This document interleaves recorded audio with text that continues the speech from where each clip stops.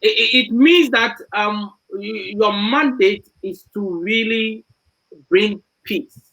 Yes.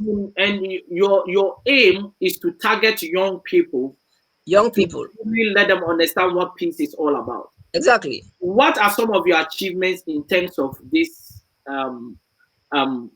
journey that you have taken in terms of this peace campaign? Thank you very much.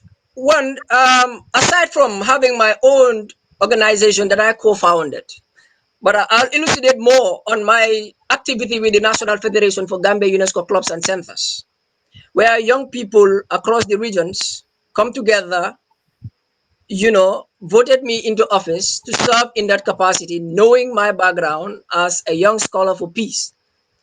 Basically, I can tell you this, I trained more than 500 young people in the different communities across the regions in the Gambia on how to promote peace and how to promote social relationships without resorting to violence, and how we can settle our differences without violence.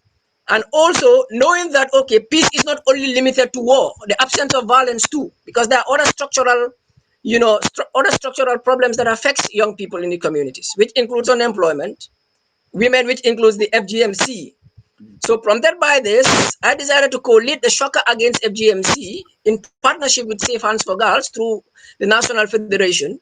So that was an advocacy tool I use, using those who are soccer lovers, those who love sports, bring them together, sensitize them on how we can end FGMC, and how we can promote peace within ourselves, and how we can integrate as a community, and why we should not be divided tribally, why we should not be divided because of political differences. So you tend to see that Gambia is also kind of divided because of political sentiments. So you'll understand that a lot of people argue unnecessarily. So one thing I try to instill in the minds of young people, all of us are heading for the same destination. That is to make sure that Gambia move forward. So if you are to argue, argue constructively, debate without resorting to violence, debate on issues rather than personalities, rather than other issues that will resort to violence, and eventually, it might lead to catastrophic tendencies. So I try in as much as possible to preach the culture of peace.